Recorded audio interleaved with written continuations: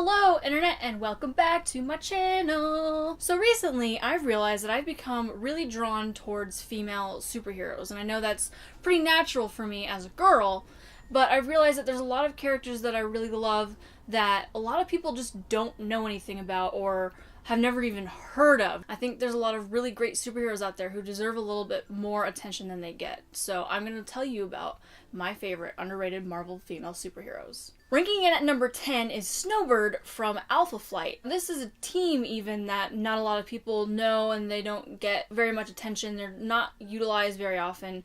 But Snowbird is awesome because of her powers. First of all, she can turn into animals, and I'm a sucker for any character who can turn into animals. Beast Boy, the really unique thing about her is that she originates from Eskimo deities, which is really cool because it's a mythology that you don't get to hear about anywhere else. Her mother was the goddess of the Northern Lights, and she mated with a human, which made Snowbird. She aged very quickly. She was an infant when she joined Alpha Flight, but she looked like an adult, and I think that says a lot about the strength of a character, that she grows up at 6 years old and she's ready to go out and be a superhero and keep up with these men.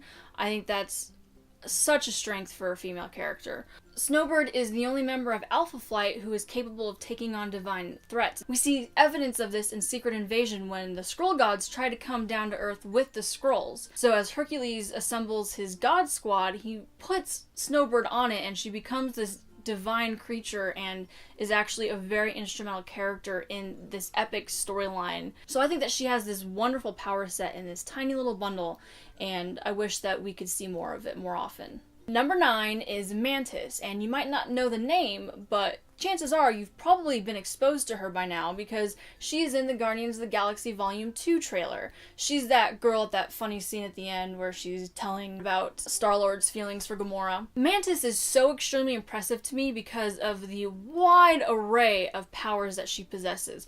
First of all, she's a skilled combatant in martial arts. She has telepathy, empathy, precognition. She's able to create astral projections like Doctor Strange. Pyrokinesis, she's able to make things grow. She's made Groot grow before, so wonder what's going to happen with Baby Groot in part 2. She has complete control over her body and nervous system, so she can recover very, very fast. She just brings something unique to the team. Obviously, she can do so much, and I think it really makes her shine. Number 8 is Magik, the sister of Colossus. Her story starts off where she gets kidnapped from her family and taken into this hell dimension, and she ends up being raised there, and she eventually becomes the ruler and the sorceress supreme, and she gains all of her powers from this evil dimension. What's really great about this character is that she takes a 180 and she uses this evil dimension for good and helping the X-Men out. She's turned it into such a good place that now there's actually one of the X-Men schools there. It doesn't hurt that she has this giant flamey soul sword that changes as she changes and gets bigger and more badass as she gets bigger and more badass. And to top it all off, she's trained by Doctor Strange now, so you know that she's A-okay in my book. Coming in at number 7 is Crystal of the Inhumans royal family. She has some very interesting powers. She's able to manipulate all of the elements. I think her powers are really impressive because most characters who can manipulate elements usually can only manipulate one. Water, earth, fire. She does it all. It's so versatile. She's taken her relationships in a lot of stride. Specifically, I'm referring to Ronan. She's also been with Quicksilver. She's a child with him, Luna. But her marriage to Ronan in particular really stood out to me because she had to do it as a royal duty. It wasn't something that she wanted to do, obviously. She was forced into it. Her sister just said, yeah, you're gonna marry this guy because we need to have a treaty with the Kree. We're in the middle of this war and you're gonna help us a lot. So, you know, reluctantly she did it, but she ended up falling in love with him, and when she had the chance to go back home with the royal family, she decided to stay at Ronan's side, and she really ended up winning over a lot of the Kree people. I think there's something very beautiful in her character. It shows a lot of openness, and she really doesn't get enough attention. There's no merchandise. You never see anything. She might have an action figure and a statue.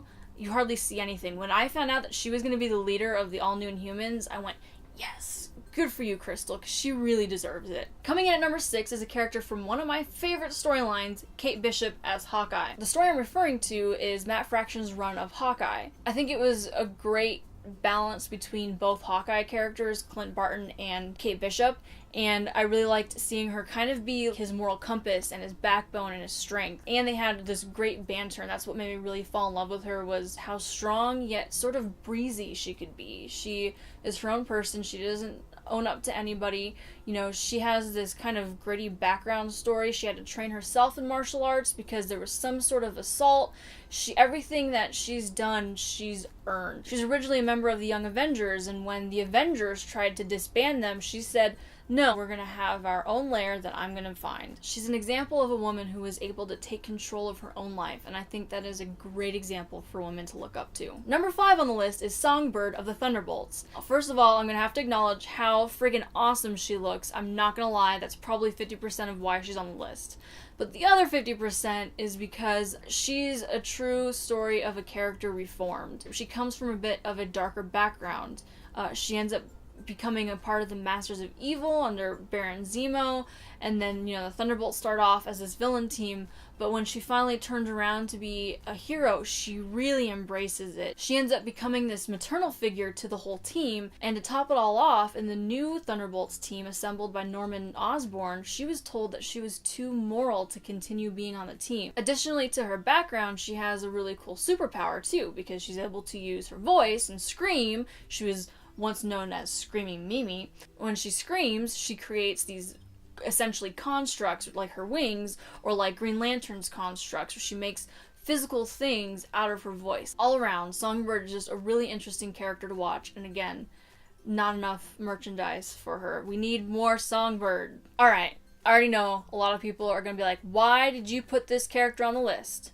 But number 4, wait, just give me a minute to explain. Number 4 is Dazzler. I know that she got off to a rough start. She was a disco superhero when disco was dying, but let's ignore the disco for a minute. She has the ability to take energy and expel it as light. So when you just break it down that way, it doesn't sound very impressive. But when you think on a larger scale, she's able to use this light to create hallucinations and manipulate people's emotions. She can generate heat. She can use her fingers and make a gun out of light. Why is that not cool? Don't you want a finger light gun? I don't want a finger light gun. But the moment that Dazzler really, truly won me over was when she was able to absorb Black Bolt's scream, a scream from a guy who could destroy planets with his voice. She was able to absorb it and shoot it back at him, and she's done this twice. That's when she won me over. Somebody that can stand up against Black Bolt, there's not a lot of characters who have that ability, and I will forever respect her for being able to do that. Number 3 is Wasp, and I know that she is definitely a more well-known character, but I still think that very few people know about her, and I think a lot of people sadly don't care about her because recently they released a Legends action figure for her. You know, the Legends are the really nice ones, the packages, they have the little Build-A-Figures. When they came out with Wasp, she's the one figure from that set that I always saw left over everywhere, like numbers, stacks of this figure, and it made me so sad because she's a great character, and that costume looks great too. Why wouldn't you want her just for the costume? Wasp's history is impressive because, first of all, she named the Avengers. Let's give her the credit that she deserves for that one. This iconic team, that was named by her, one of the founding members, at a time when women weren't really even on teams, or they were, you know, underutilized. In 1967, she became the co-leader of the team with Captain America. Do you know what Sue Storm was doing at that time? She was in the kitchen baking cookies or banging jars against a wall because she couldn't rescue Reed out of them. Meanwhile, Wasp is out on the Avengers getting stuff done. And that's what I really like about her. I think she's a major part of female superhero history, and she should not be forgotten or overlooked. Number 2, I have a little bit of a soft spot for.